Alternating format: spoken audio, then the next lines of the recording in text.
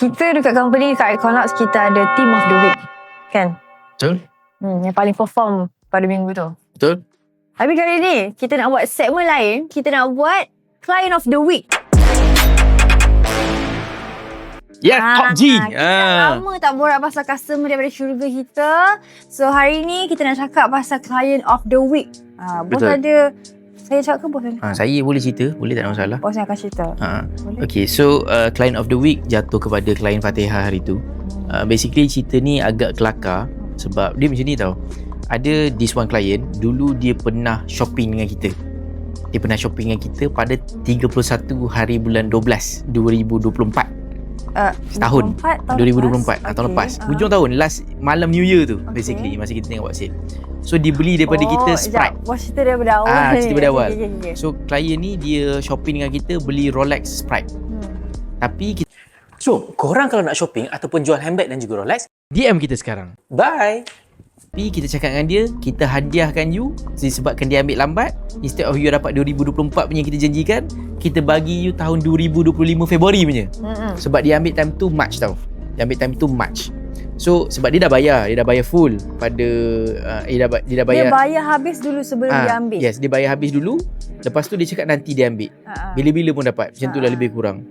So masa dia nak collect on March tu, saya cakap dia tak apalah, kita hadiahkan you yang better punya model. Instead of 2024, kita bagi 2025. Which is value for money. Yelah. You bayar less daripada apa yang you dapat lah basically. Supposedly you dapat yang 2024, tapi warranty extend lagi setahun apa semua. Ya tu. Lepas tu kita dah bagi. Lepas dindong setahun, saya rasa tahun lepas adalah antara tahun yang kita tak fokus kat jam sangat kot. Memang kita tak fokus. Langsung. Memang ada macam tu lah, tapi tak fokus lah. langsung. Tak ada yang kita nak buat sistem, tak ada nak buat iklan, semua tak ada. So sepanjang tahun tu kita memang tak fokus sangat dekat jam. Sampailah adalah sikit-sikit pembelian, tapi ni cerita yang berkait. Bulan 12 hari tu pula, which is bulan lepas, klien yang saya jual hari tu Sprite tu datang balik. Tiba-tiba secara mengejut, dia cakap, saya nak jual lah jam ni, saya tak pernah pakai. Kenapa tak pernah pakai? Oh, I beli untuk husband I, tapi husband I tak pakai langsung. So setahun basically jam tu dekat situ tak terjual dan tak pakai. Tak bergerak. Tak bergerak. Stiker masih intact. Stiker full intact. Macam mana kita hantar gambar dekat dia, macam tu lah yang kita dapat. Kita dah check tu, tengok gambar dulu dengan sekarang actual. Kita risau. Apa hal ni, dia cakap kan. Dia cakap, I nak jual je, berapa yang you boleh ambil? Saya cakap macam ni, alamak, jam ni besar untuk saya tak nak kan. Saya nak tolak lah dekat saya punya supplier kan. Lepas tu bila tolak, supplier saya bagi harga. Saya cakap, biar aku je yang beli kan. Saya cakap okey lah. Dia dah offer harga, saya offer kat dia, dia tak setuju. Lepas tu saya cakap dengan dia, tak apalah bro, tak jadilah, cancel. Lepas tu saya 2-3 hari tu ada macam fikir, belilah. Tanya balik, tiba-tiba dia okey dengan harga yang tu. So saya cakap okey, I beli. So bila kita dah beli terus, saya tak sempat buat advertisement lagi. Basically jam tu adalah jam yang kita tak advertise pun.